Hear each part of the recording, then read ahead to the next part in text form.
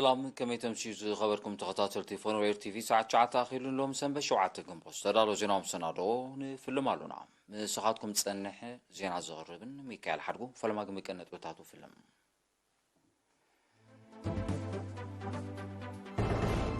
صواه يا بنات نتابع قحيتو بستخيدس نسرعات كاب زوبا دوبا وكي بحر زوبا دوبا تركيبا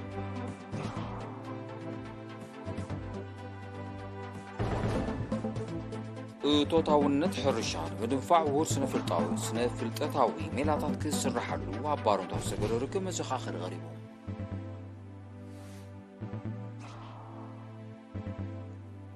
بيت تمرتي تحقاقس نيرس وتهدراو هوسبيتال جلاس مصر مكلخال ميتوسوساش ديشن تحقاقس نيرس امريكا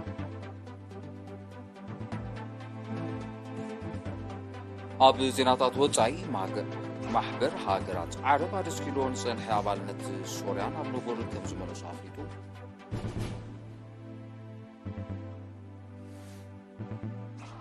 چاينا باكستان أفغانستان عب استفلا لصلاة زتو كرس معك كتنا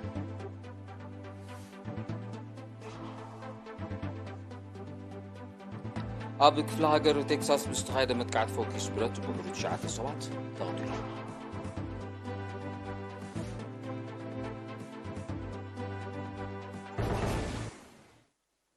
زرزر زينا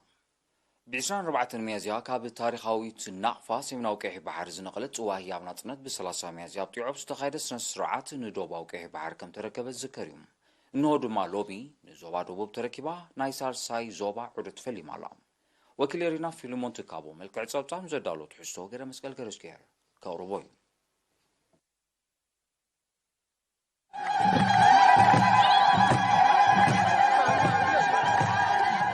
عسرنا 4 ميازيا كاب كتما نقفا زنقلت صوا هي بناصنت ناي زوباتات سميناون دوباون قحي بحر عدوت هزازيما لومي شوعت تغنبت نزوبا دوب تركيبا صوا هي بناصنت بامحدر زوبا دوباو قحي بحري امباسادر محمد سعيد مانتاي زركبم سب سلطان تزوبا تسنيا بتي بوشطاو عقم تقيسو استتكبره 125 كيلومتر زنوحاتو مسمر ايغلا فورو تغعيزا أبتا زيت بربرة انتاو قرصتات حقيفة تركب قحيتو مس بصحت أما حدار الزبادوب آتو هابت أبتا سفات انزركبهم سب سلطان زبادوب هزبن الزبا عد قيحن أبلات حيلتات مكل خالن دموق أكباب لا غيرهم الآن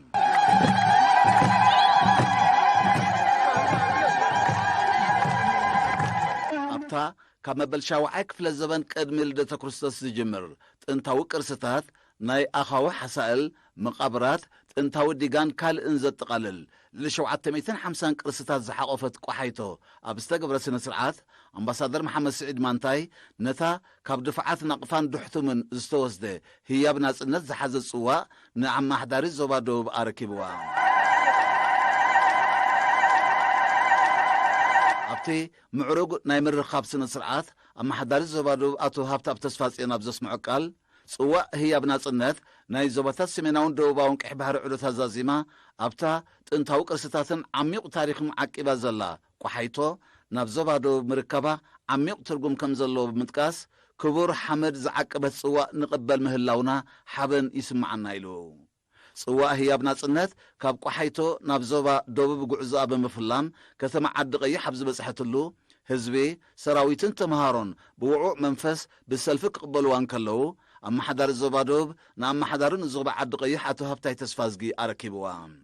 بدحرزي كاب كتما عد قيح ناب كتما سنعف أبستوق عزتلو أبت مسمر زركب عدتات كسني أنكلوا هزب كتما سنعف دما مسجقانو أهدتات حيلتات مقل خال دمق أكباب لا غير ملا أبتوعوع نايم قبال مدب دما أما حدارن زوبا عد قيح نتا صوا نعم حدارين الزوبا سنعفة آتو إدريس علي شكر دحر مركاب أبا شاوعيك في الزبان قدمي لديتا كورساس تمسرته سنة انتاوي أسرات زونن متران بلو كلون سجيرا أبتا أبسالساي ورار وياني كبير عنوات زوردا أب كباب الدوب إيتيبيا تركب حوس كتما سرحة بسيحام صواء هي بناصنت شومنت غنبت غعزا نابنوسان زبوتات صرنا ماي عينن سغنيتن كتقصليا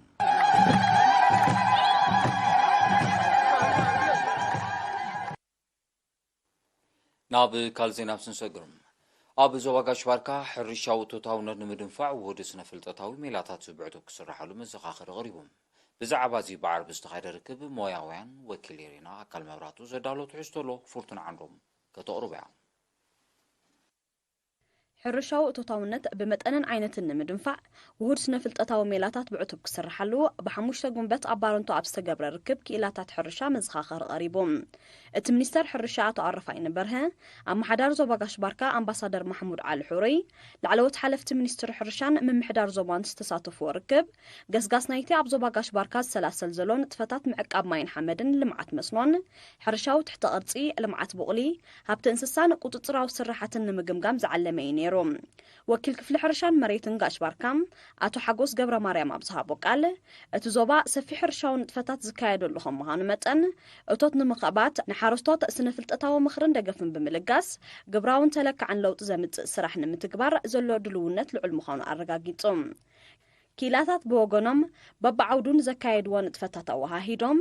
ኣፍራይነት ሓረስቶት ንምድንፋዕ ብዛዕባ ዝግበር ዘሎ ሓገዝ መብርሂ ኣቕሪቦም ተሳተፍቲ ኣብ ዝሃብዎ ርእቶ ንጥፈታት ምዕቃብ ሓመድን ማይን ክድፍኣሉ ውጥን ዝወፀለን ራህያታት መስርሕ ህንፀትን ክቀላጥፍ ተጠቃምነት ምሩፃታ ዝርእቲ ብሰፊሑ ክዝውተር ከምኡውን ንጥፈታት መኻዕበቲ እቶት ክሕይል ዝብሉ ሓሳባት ኣቕሪቦም ሚኒስተር ኣረፋይ ነበርሀ ኣብዝሃቦ ቃል ምሕያል ንጥፈታት ምዕቃብ ሓመድን ማይን መሰረት ምርግጋጽ ኣድማዕ እቶት ስለ ዝኾነ ክድፍኣሉ ተጠቃምነት ባህርያዊ ድኹዒ ብዝሓየለ መልክዕ ክቕፅል ተጠቃምነት ምሩፃትን ዝኑቓትን ኣዝርእቲ ክሕይል ምህርቲ ጸባ ንምስሳን ልምዓት ቀጠልያ ምግቢ እንስሳ ብሰፊሑ ክድፍኣሉ ከምኡውን ሓመድ ኣልቦ ሕርሻ ንምትእትታው ዝተዋሃደ ጻዓር ክካየድ ድሕሪ ምዝኽኻር ተርእዮ ኣንበጣ ገረብ ኣስጋእ ስለ ዝኾነ ዕቱብ ምክትታል ከም ዘድሊ ኣገንዚቦም ኣመሓዳሪ ዞባ ጋሽባርካ ኣምባሳደር ማሕሙድ ዓሊ ሑረይ ብወገኑ እቶትን እቶታውነትን ንምኽባት ተባሂሎም ዝስርሓሎም ንጥፈታት ብጭቡጥ ኣብ ግብሪ ዘውፅዎ ለውጢ ብምንፅጻር ግቡእ ገምጋም ክግበረሎም ከም ዝግባእ ብምሕባር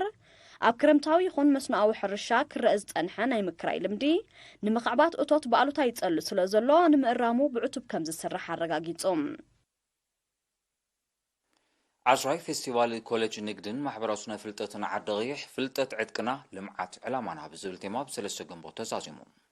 እዚ ካብ ወርሒ ለካቲት ጀሚሩ ክካየድ ዝጸንሐ ፌስቲቫል ኣካዳምያዊ ውድድራት ባህላውን ስፖርታዊ ንጥፈታት ስእላዊ ምርኢትን ካልእን ዘጠቓለለ ምንባሩ ሓላፊ ሃማምቲ ኣብቲ ኮሌጅ መንሰይ ኩበል ተኽለ ገሊጾም ኣብቲ ኣመሓዳሪኑ ዞባ ዓዲ ቀይሕ ኣቶ ሃብታይ ተስፋ ዝግን ሓላፊት ሃማምቲ ዞባ ሳዋን ላዕለዎት ትካላት ትምህርትን ወይዘሮ መንሱር ይስማዒልን ዝተረኽብሉ መዛዘሚ ስነ ስርዓት ስነ ጥበበኛ ደራስን ተመራማሪ ባህልን ኣቶ ሰሎሞን ፀሓይ ኣብ ኣገዳስነት ውርሻታትን ባህልን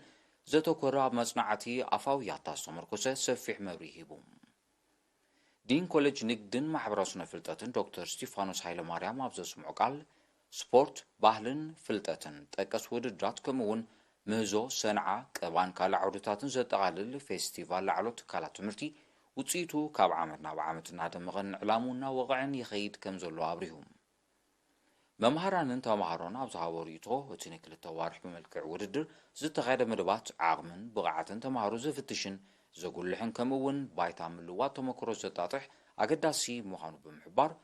ብታሪኾምን መንነቶምን ዝኸርዑ መንስያት ኣብ ምህናፁን ብቐሊል ዘይጥመት ኣስተዋፅኦ ከም ዘለዎ ሓቢሮም ኣብ መወዳእታ ንዕውታ ሽልማት ክዕደል እንከሎ ብደረጃ ኮሌጅ ድማ ዓውደ ትምህርቲ ሕጊ ተሸሊማ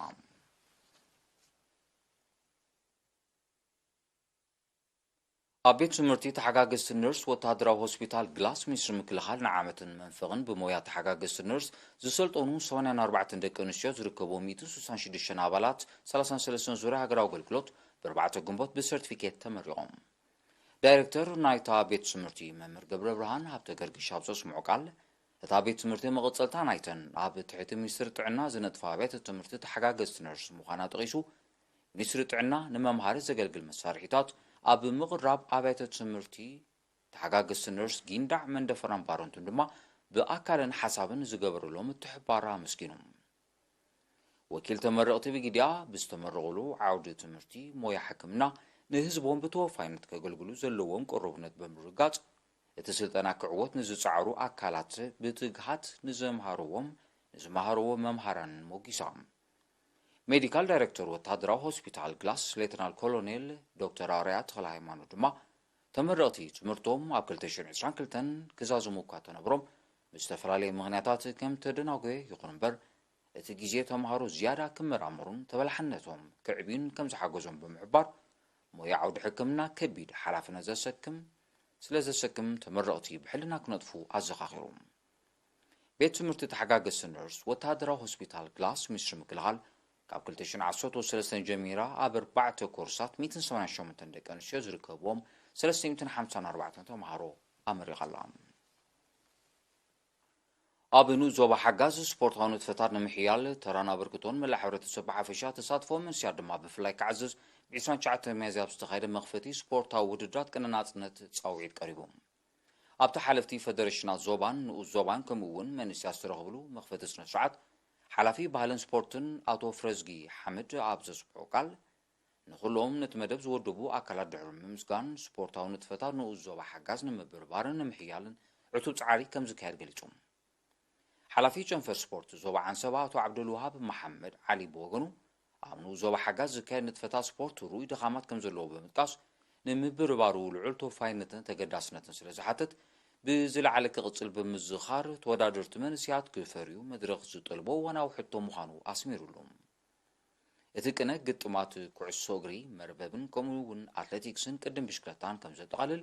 ወኪል የሪና ሓቢሩ። ዝኸበርኩም ተዓዘብቲ ድሕሪ ዝሓጻር መሰጋገሪት ንሃገራዊ ዜናታት ሒዘ ክምለሰኩም ኢና። ምክትታልኩም ክትቀጽሉ ደጊመ ብኽብሪ ዕድም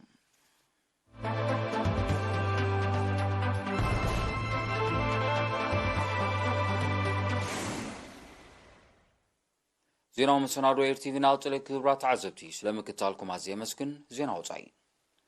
ማሕበር ሃገራት ዓረብ ደስኪሎ ንጸንሐ ኣባልነት ሶርያ ናብ ንቡር ከም ዝመለሱ ኣፍሊጡ። እቲ ማሕበር ነዚ ገለጸ ሎሚ 7 ግንቦት ሚኒስትራት ጉዳያት ወጻኢ ኣባል ሃገራት ኣብ ካይሮ ኣብ ዘካይዶ ኣኼባ እዩ። በዚ ድማ ነስታት 12 ዓመታት ካብቲ 22 ኣባላት ዘለዎ ማሕበር ተኣልያት ጽንሒ ሶርያ ዳግም ተመሊሳ ኣላ። ምስ ምምላስ ሶርያ ናብ ማሕበር ሃገራት ዓረብ ፕረዚደንት ባሻር አልኣሳድ ዝመጽእ 19 ግንቦት ኣብ ስዑድያ ኣብ ዝካየድ ዓመታዊ ዋዕላ ክሳተፍ ትጽቢት ይግበር። ማሕበር ሃገራት ዓረብ ኣብ 2011 ኣብ ሶርያ ድሕሪ ዝተኸስተ ግዳማዊ ምትእትታው ዝጠንቁ ጸጥታውን ወተሃደራውን ቅልውላው ንኣባልነት ሶርያ ከም ዘወንዘፎ ይዝከር። እዚ ከምዚ ኢሉ እንከሎ ብርክት ዝበለ ሃገራት ዓረብ ዲፕሎማስያዊ ዝምድነን ምስ ሶርያ ናብ ነቡር ንምምላስ ይንቀሳቐሳ ምህላውን ይፍለጥ። ቻይና ፓኪስታንን ኣፍጋኒስታንን ትማሊ 6 ግንቦት ኣብ ዝተፈላለየ ጽላታት ዘተኮረ ስምዓት ከቲመን። ኣብቲ ሚኒስትራት ጉዳያት ወጻኢ 3 ሃገራት ኣብ ኢስላማባድ ርእሰ ከተማ ፓኪስታን ዘካየዶ ስሉሳዊ ርክብ ኣብ ጸጥታን ምቅላስ ሽበራን ንግድን ወፍርን ዝኣመሰሉ ሓያሎ ስምዓት ከም ተፈራረማ ተፈሊጡ። እቲ ስምዓት ኣብ ምውሓዝ ዞባዊ ጸጥታ እወታዊ ረብሓ ከም ዝህልዎ እቶም ሚኒስትራት ኣብቲ ርክብ ሓቢሮም። እዚ ከምዚ ኢሉ እንከሎ ትስምዕ ቁጠባውን ጸጥታውን ኩነታት ናይቲ ብሰንኪ ግዳማዊ ወተሃደራዊ ምትእትታው ኣብ ከቢድ ቅልውላው ወዲቓ ዘላ ኣፍጋኒስታን ኣብ ምምሕያሽ ተራ ከም ዝህልዎ ናይ ቀረባ ተዓዘብቲ ይጠቕሱ። ካብ 2001 ክሳብ 2021 ብዝቐጸለ ወተሃደራዊ ወራር ኣሜሪካ ልዕሊ ፍርቂ ካብ ህዝቢ ኣፍጋኒስታን ተጸባይ ረድኤት ኮይኑ ከም ዘሎ ይፍለጥ።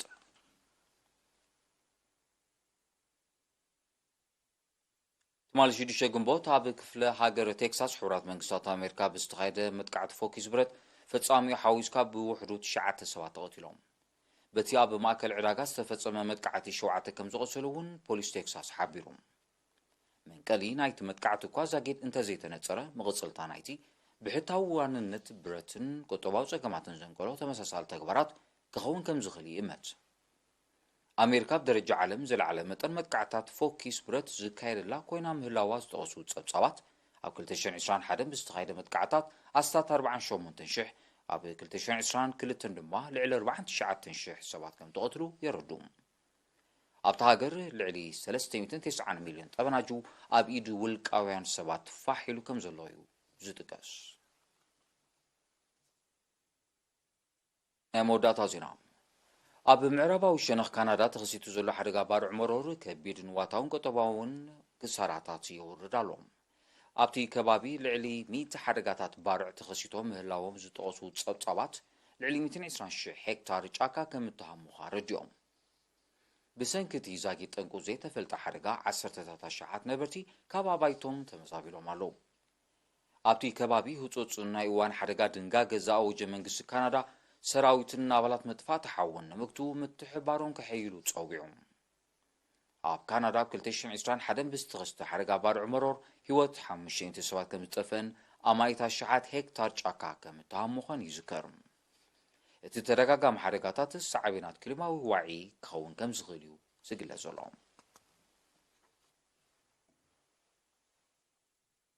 ዜናታት ንምዛም ማንስታት ዜና ክደግመልኩም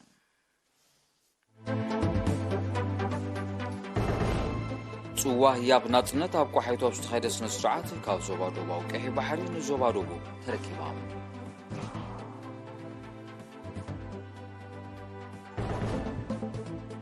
እቶታውነት ሕርሻ ንምድንፋዕ ውርስ ንፍልጠታዊ ሜላታት ክስርሓሉ ኣብ ባሮንቱ ኣብ ሰገረ ርክብ መዘኻኸሪ ቐሪቡ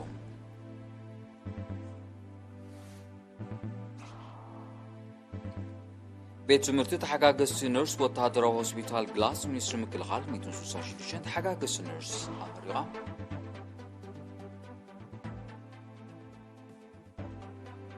ኣብ ዜናታት ወጻኢ ማሕበር ሃገራት ዓረብ ኣደስኪሎን ጽንሕ ኣባልነት ሶርያ ናብ ንቡር ከም ዝመለሱ ኣፍሊጡ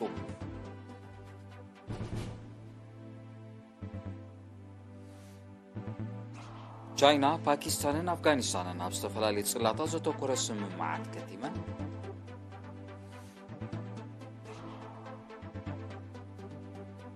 ኣብ ክፍለ ሃገር ቴክሳስ ብዝተኻየደ መጥቃዕቲ ፎኪስ ብረት ብሕሩ 9 ሰባት ተቐቲሎም